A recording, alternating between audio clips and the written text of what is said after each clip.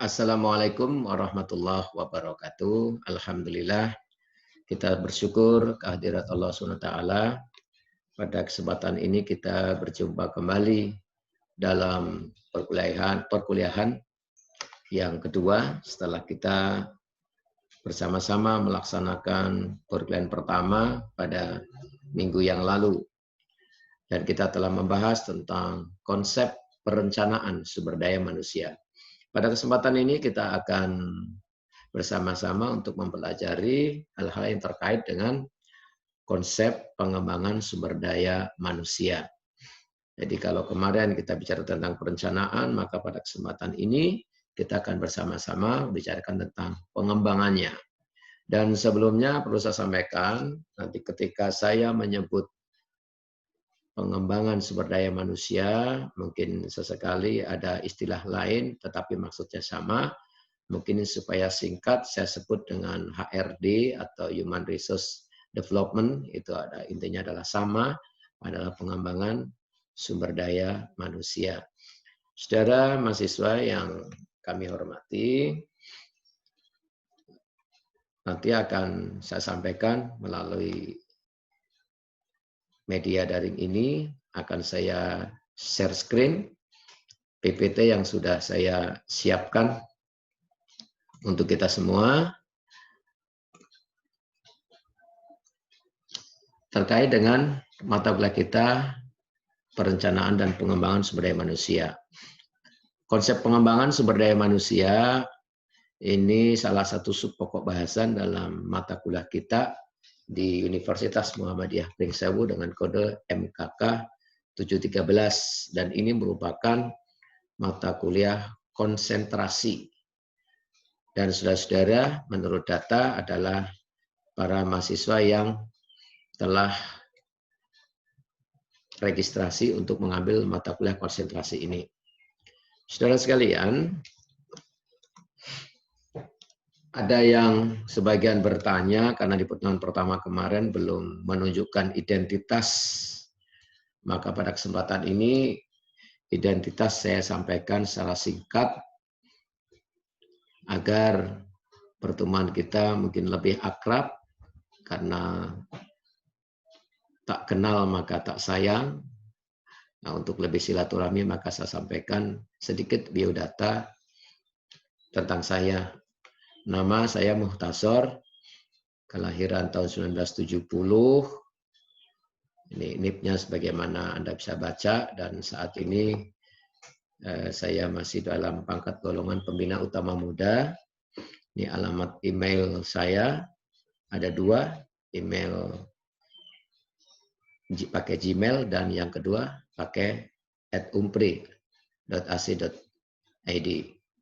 Istri saya alhamdulillah ini bernama Haja Ermanitasari SST, profesi di kesehatan, tugas jobnya atau shift job is midwife atau bidan. Saya punya putra putri 3 orang. Yang pertama Muhammad Farhan Habibi, kali ini sedang menempuh pendidikan di Universitas Muhammadiyah Profesor Dr. Hamka di teknik jantung dan masih tahapan praktek di beberapa rumah sakit. Kemudian yang kedua Nima Sifa Ajahra, ini juga masih status mahasiswa di Fakultas Kedokteran Unila. Dan yang ketiga Muhammad Izul Fikri, ini alhamdulillah masih menempuh pendidikan dasar di SD Muhammadiyah Pringsewu. Pendidikan saya ditempuh melalui SD, kemudian SMP, SPG, kemudian S1 bimbingan konseling di STKIP Muhammadiyah, embrio universitas kita saat ini. Kemudian S2 saya mengambil 2 kali. Yang pertama mengambil bisnis administrasi 97 dan magister manajemen 2002 di IPIJA Jakarta. Dan S3 terakhir program doktoral, karena kembali kepada latar belakang saya sebagai seorang pendidik, maka saya mengambil di Universitas Pendidikan Indonesia yang ada di Bandung.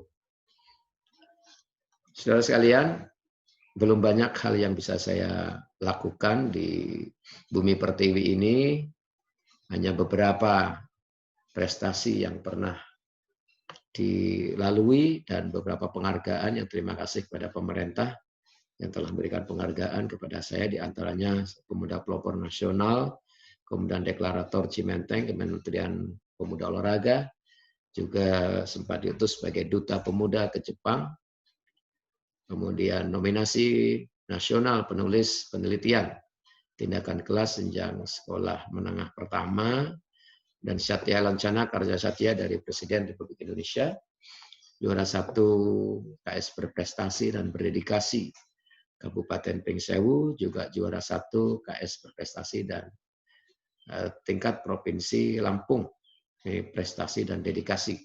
Kemudian finalis KS Prestasi tingkat nasional 2019, dan terakhir sebagai guru hiber ini dari PGRI Kabupaten Pringsewu Lampung. Saudara sekalian, kita memulai untuk membahas tentang pengembangan sumber daya manusia. Saudara sekalian, pengembangan SDM atau Human Resource Development atau yang tadi saya sampaikan dengan singkat HRD merupakan salah satu faktor kunci dari keberhasilan organisasi, tentunya dalam mencapai tujuan organisasi itu secara efektif maupun efisien. Dan keberhasilan organisasi itu sangat ditentukan oleh mutu SDM sebagai human capital atau modal utama, khususnya orang-orang yang bekerja di dalam organisasi tersebut. Perubahan lingkungan internal dan eksternal organisasi itu cepat dan kompleks. Dengan demikian menuntut kompetensi setiap karyawan untuk mampu menangkap fenomena perubahan yang terjadi, termasuk menganalisis dan mengantisipasi dampaknya terhadap organisasi, dan juga diperlukan penyiapan orang-orang yang tepat untuk menghadapi perubahan itu. Pengembangan sumber daya manusia dalam organisasi itu tidak hanya sekedar mengelola karyawan, tetapi melainkan pada upaya mengembangkan potensi karyawan yang lebih kreatif dan inovatif, serta memiliki daya saing, daya juang yang tinggi. Adanya persaingan yang semakin tajam saat ini dalam era globalisasi dan kemajuan teknologi informasi, maka setiap organisasi itu membutuhkan karyawan yang memiliki kompetensi tinggi. Sekali lagi, dibutuhkan karyawan yang memiliki kompetensi tinggi agar dapat memberikan kontribusi yang optimal bagi peningkatan kinerja dan produktivitas sebuah organisasi. Saudara sekalian, konsep pengembangan sumber daya manusia itu pertama kali dikenalkan oleh Leonard Nadler pada tahun 1969, tahun yang sudah sangat lama sekali, lebih dari 50 tahun dalam sebuah konferensi di Amerika Serikat. Ia mendefinisikan Human Resource Development itu, pengembangan SDM itu, sebagai pengalaman belajar yang diatur untuk waktu tertentu dan dirancang untuk membawa kemungkinan perubahan perilaku. Tolong diingat, perubahan perilaku. Ini penting dalam pengembangan SDM. Nah, kalau menurut Sikula 2001, HRD itu mengacu kepada kepentingan staf dan personil yang ada di dalam organisasi. Pengembangan SDM juga merupakan aktivitas memelihara dan meningkatkan kompetensi SDM guna mencapai keefektivitasan atau efektivitas sebuah organisasi. Lain halnya dengan FLIPO, HRD itu dinyatakan sebagai suatu proses pendidikan dan latihan. Jadi sekali lagi, di pengembangan sumber SDM, pengembangan SDM itu menurut FLIPO adalah merupakan proses pendidikan dan pelatihan. Saudara sekalian, pengembangan SDM dalam konteks organisasi adalah proses di mana karyawan suatu organisasi itu dibantu secara berkelanjutan dan terencana. Untuk apa hal itu dilakukan? Hal itu dilakukan untuk yang pertama, memperoleh atau mempertajam kemampuan yang dibutuhkan untuk melakukan berbagai fungsi yang terkait dengan peran mereka saat ini dan yang akan datang.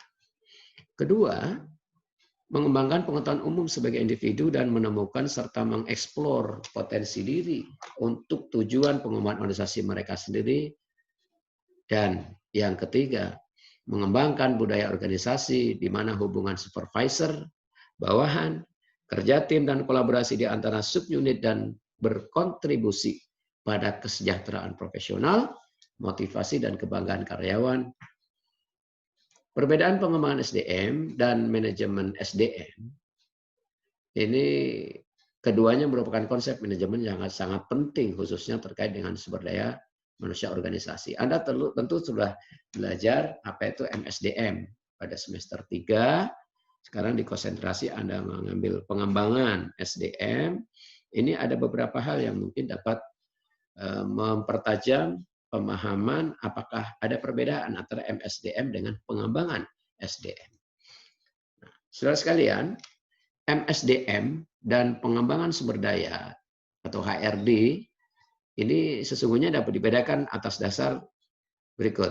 Yang pertama, manajemen sumber daya manusia itu orientasinya pada pemeliharaan. Sedangkan pengembangan sumber daya manusia berorientasi pada pengembangan. Jadi pemeliharaan dan pengembangan. Struktur organisasi dalam MSDM adalah independen. Kalau dalam pengembangan sumber daya manusia menciptakan sebuah struktur yang saling bergantung dan saling terkait. Lalu MSDM bertujuan untuk meningkatkan efisiensi karyawan. Sedangkan pengembangan SDM bertujuan untuk pengembangan karyawan serta organisasinya secara keseluruhan. Dalam tanggung jawab juga ada perbedaan. Tanggung jawab SDM diberikan kepada personel atau Departemen MSDM dan khusus untuk manajer personalia. Sedangkan tanggung jawab pada pengembangan SDM diberikan kepada semua manajer di berbagai tingkatan organisasi. Lalu perbedaan yang berikutnya, MSDM itu memotivasi karyawan dengan memberikan insentif atau penghargaan atau reward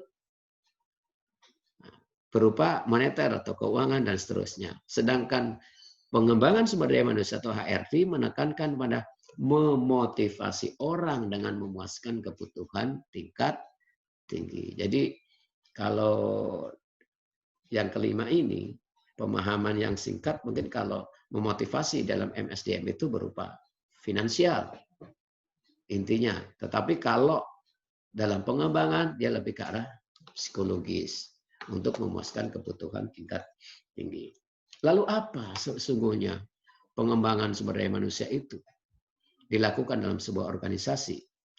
Pengembangan sumber daya manusia saat ini dianggap sebagai kunci produktivitas yang lebih tinggi. Hubungannya lebih baik dan keuntungan yang lebih besar untuk organisasi manapun. HRD yang sesuai memberikan manfaat tanpa batas. Nah, kalau menyangkut psikologis, maka dia akan tanpa batas kepada organisasi terkait. Lalu, apa tujuan pengembangan SDM dalam sebuah organisasi? Organisasi ini tolong bisa Anda pahami, organisasi bisa institusi, juga organisasi yang bersifat laba atau profit, atau perusahaan. Secara internal, tujuan dilakukan pengembangan SDM itu adalah meningkatkan produktivitas kerja. Kemudian melakukan efisiensi. Pengembangan SDM baik di level manajerial maupun operasional dalam suatu organisasi ini tentu bertujuan untuk meningkatkan efisiensi. Yang ketiga, meningkatkan efektivitas. Nah, pengembangan sumber daya manusia yang tepat akan mampu meningkatkan efektivitas organisasi. Lalu pada tujuan internal yang berikutnya, pencegahan kerusakan, ini yang dimaksudkan adalah banyak pegawai yang tidak mampu memfungsikan atau memanfaatkan peralatan dan perlengkapan kantor dengan semestinya, sehingga menyebabkan resiko kerusakan peralatan dan perlengkapan kantor. Ini tentu kerusakannya bisa menjadi lebih tinggi. Nah, melalui pengembangan sumber daya yang tepat, diharapkan kerusakan itu bisa diminimalisir. Kemudian mengurangi kecelakaan kerja. Pengembangan SDM juga bermanfaat bagi pengurangan kecelakaan kerja. Dengan demikian, jika pegawai yang bekerja tidak mengalami kecelakaan, maka sudah dapat dipastikan bahwa pegawai tersebut sudah terampil dan profesional dalam mengemban pekerjaannya. Lalu peningkatan pelayanan internal. Pengembangan SDM yang tepat akan mampu meningkatkan pelayanan internal tentunya yang lebih optimal, terutama bagi pelanggan internal, yaitu seluruh pegawai yang ada di dalam organisasi. Lalu terkait dengan moral pegawai, moral pegawai ini dalam organisasi tentu menjadi sangat penting. Karena dengan moral pegawai yang baik, maka setiap hasil pekerjaan sesuai dengan apa yang diinginkan oleh organisasi itu sendiri. Karir. Persyaratan suatu jabatan itu menitikberatkan pada syarat-syarat individual yang dibutuhkan untuk mengembangkan jabatan bekerja dengan lebih optimal. Dalam hal ini jabatan dalam organisasi menuntut adanya dukungan pendidikan dan pengalaman pelatihan yang saling menunjang.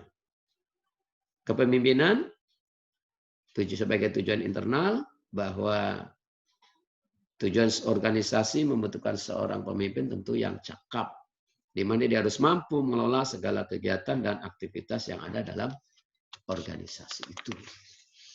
Lalu suksesi kepemimpinan.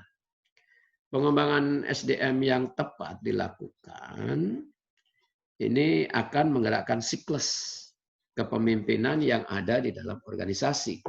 Organisasi akan mendorong calon-calon pemimpin yang berasal dari internal organisasi untuk berkembang.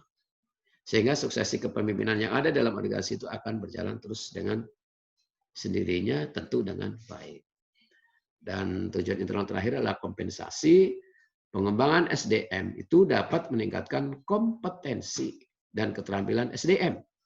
Sehingga pekerjaan yang diembannya akan lebih efektif dan lebih efisien, serta pegawai mampu mengemban pekerjaan dengan lebih banyak. Dengan demikian akan meningkatkan kompensasi yang diterima oleh pegawai dari organisasi itu. Lalu secara eksternal, tujuan pengembangan SDM apa? Adanya tuntutan pelanggan. Keterbukaan data dan informasi menyebabkan pegawai semakin tinggi pengetahuannya, sehingga ketika mereka menggunakan produk akan cenderung lebih kritis dibandingkan dengan sebelumnya. Untuk itu organisasi perlu menyiapkan pegawai-pegawai yang tepat melalui pengembangan SDM yang tepat pula.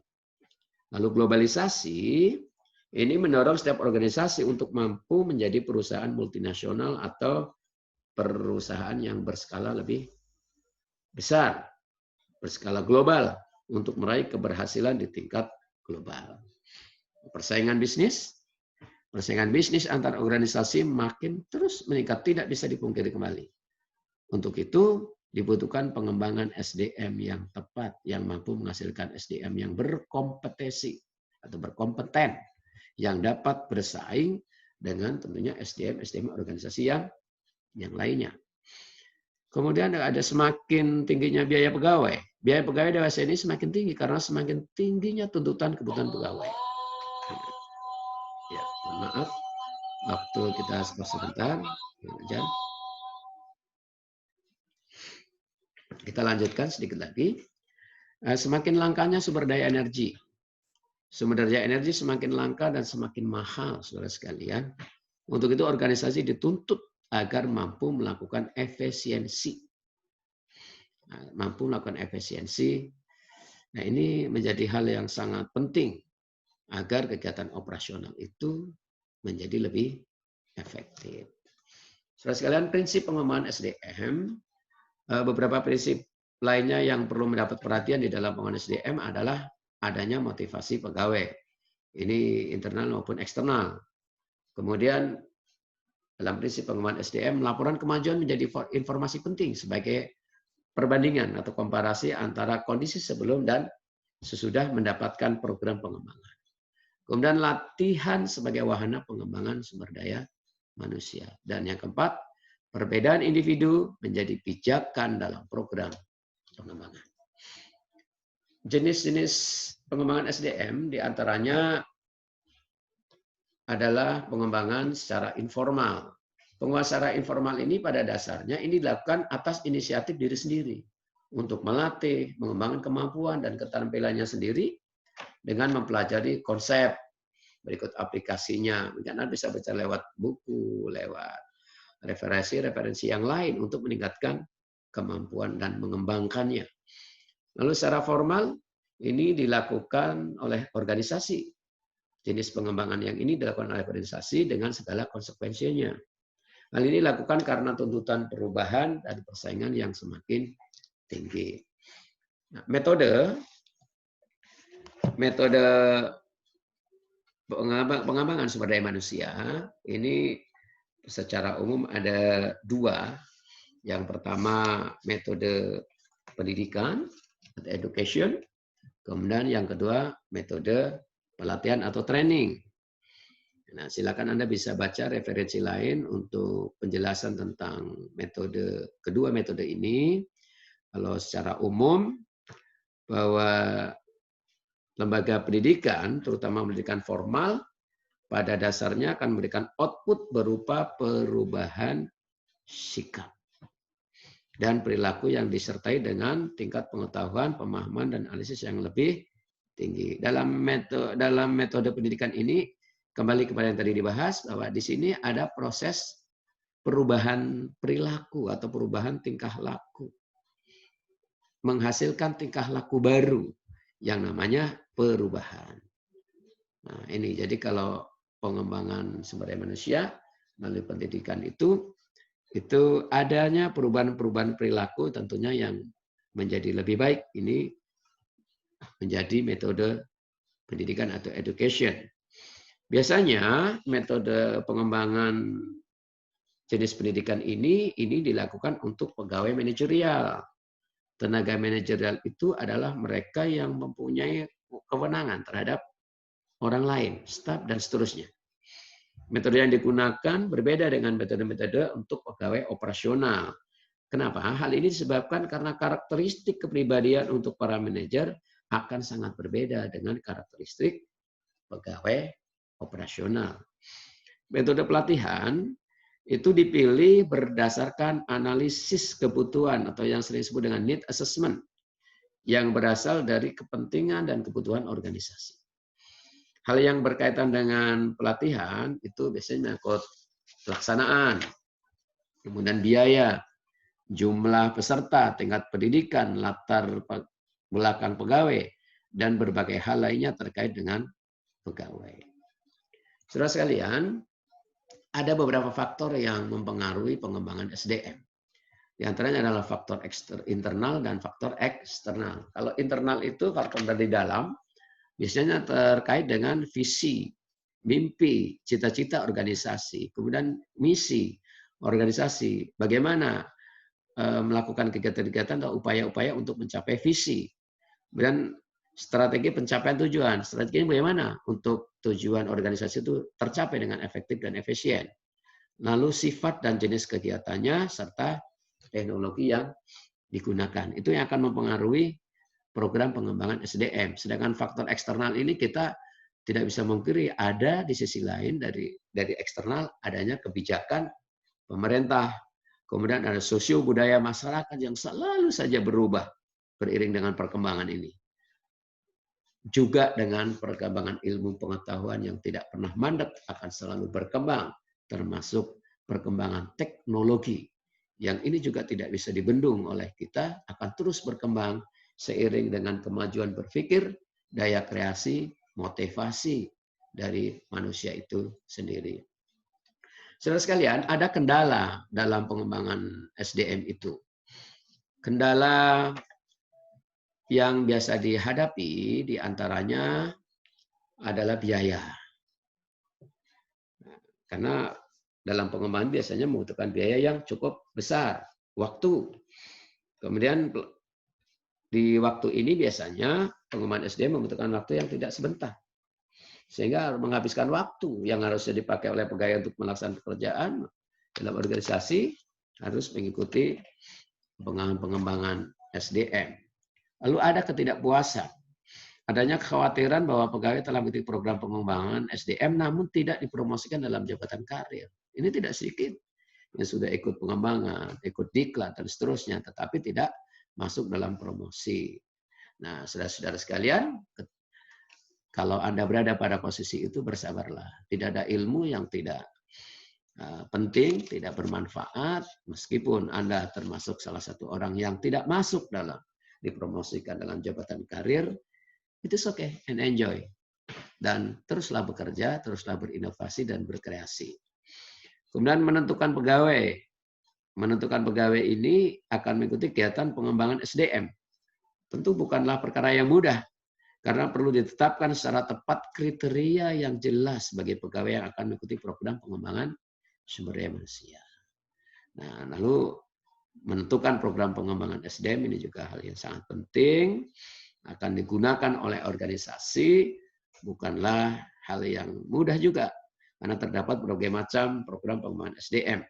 Dengan demikian, organisasi ini perlu jeli memilih program pengembangan SDM, seperti apa yang dibutuhkan organisasi. Jadi need assessment, analisis kebutuhan itu akan menjadi dasar untuk menentukan program apa yang akan dilakukan kaitannya dengan pengembangan SDM. Jadi bukan mau kita, tetapi sesuai dengan analisis kebutuhan sehingga kita menetapkan program pengembangan SDM.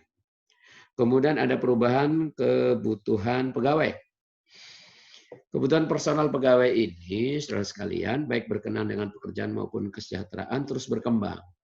Pegawai yang pada masa kerja permulaan masuk ke dalam organisasi belum berkeluarga, misalnya, pada akhirnya akan berkeluarga dan memiliki kebutuhan yang lebih meningkat. Kondisi tersebut kadang menjadi kendala, mengingat pegawai pada umumnya akan lebih berorientasi pada kesejahteraan daripada kebutuhan untuk bekerja. Lalu perubahan kebutuhan organisasi, ini kebutuhan organisasi terhadap SDM ini terus meningkat.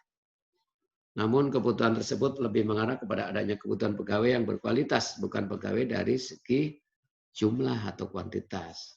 Untuk itu organisasi saat ini rata-rata berfokus pada pegawai-pegawai kunci. Ini penting untuk kita perhatikan karena perubahan kebutuhan sebuah organisasi.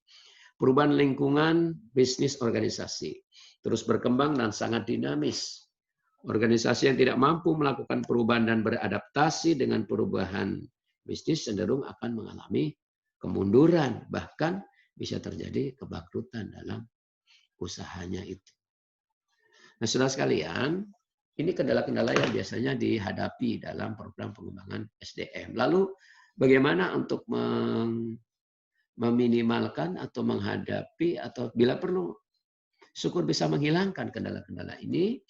Maka dalam beberapa literatur ini analisis SWOT atau SWOT analisis dipandang sebagai analisis yang paling penting untuk mengatasi kendala-kendala tersebut.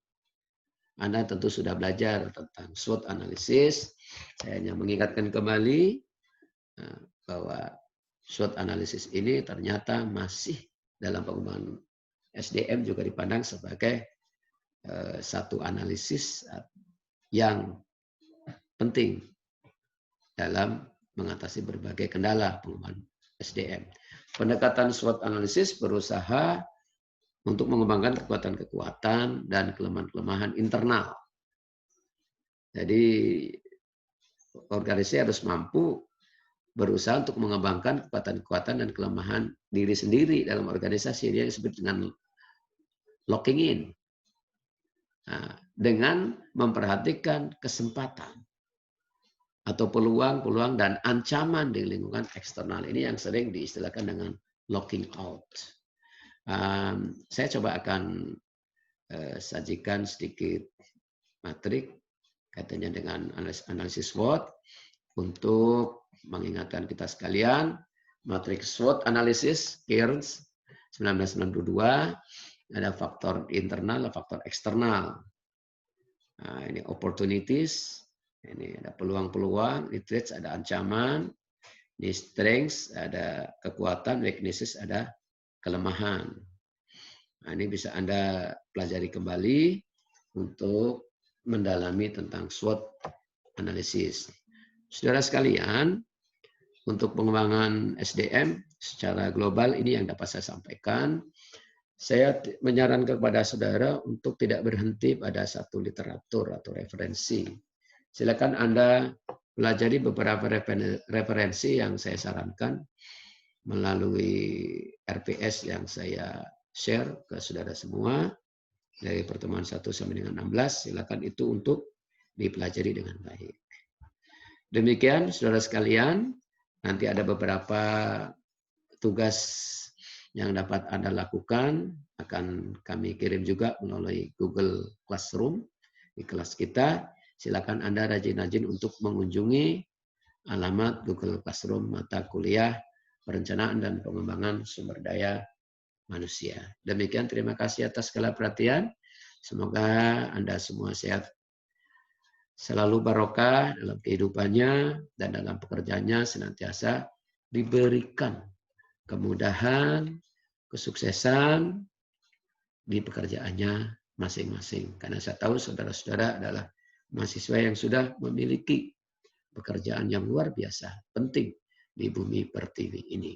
Pesan saya, teruslah motivasi tinggi, berkreasi, berinovasi untuk negeri dan diri sendiri dengan tiada henti untuk mencapai pribadi-pribadi yang berkemajuan, berkualitas untuk diri kita, keluarga, dan bangsa kita sendiri.